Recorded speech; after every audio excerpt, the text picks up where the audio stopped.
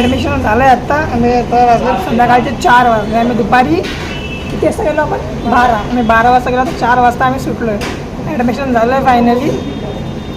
आता ऑगस्टपासून बहुतेक ते सुरू होणार आहे. 4 वाजता आता आम्ही जेवायला इथं हॉटेल होतं बाजूलाच कॉलेजच्या तिथं आलो आहे. आता जेव डोसा ऑर्डर केला आहे. डोसा मम्मीने ऑनियन उत्तप्पा मागवला आहे, चटणी आणि सांबार. आणि मी मैसूर मसाला डोसा मागवला आहे, चटणी आणि सांबार.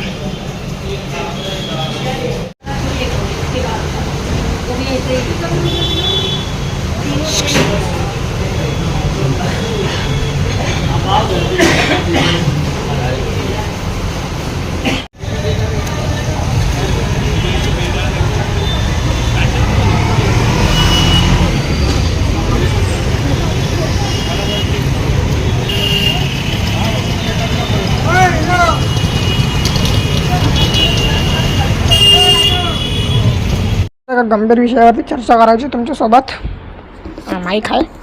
तर विषय असा आहे की सध्या माझ्या व्हिडिओचा टायमिंग फिक्स आहे. आता काल मी रात्री टाकला व्हिडिओ आणि जो आज येईल म्हणजे जो कालचा व्लॉग आहे RCT मॉलचा जो मी टाकला आहे तो येणार आहे 3 वाजता. तर ह्याच्या मागचं कारण मी तुम्हाला सांगतो. आता आई बाबा त्यावरनं मला खूप ओरडले, तो एका टायमिंगला फिक्स का नाही टाकत आहेस.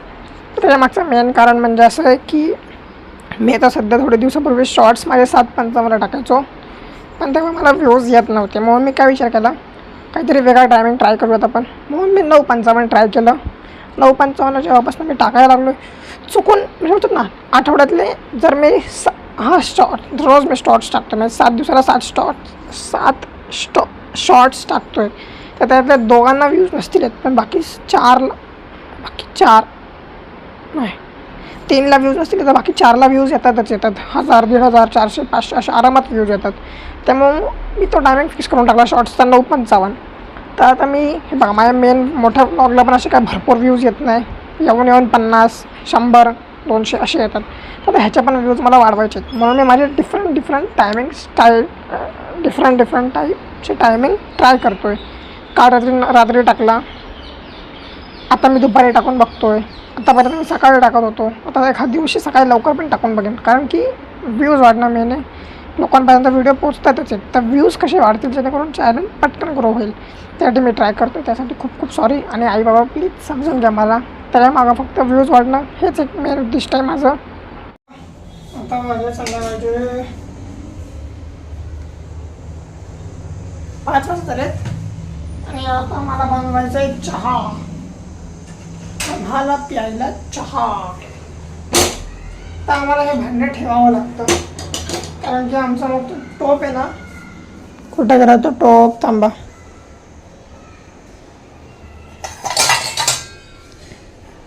हा टोप गॅसच्या स्टोववर मावत नाही बघा, पडतो असा. दॅट इज आय यूज दिस.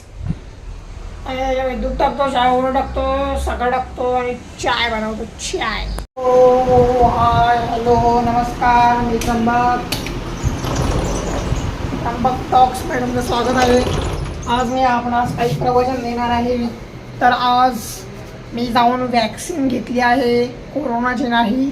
तर 16 वर्षानंतर कोणीतरी वॅक्सिन असते. मी तिथं शूट नाही केलं. मला काय माझ्या डोक्यात चालू होतं, मी तिथं ब्लॉग शूट नाही केला.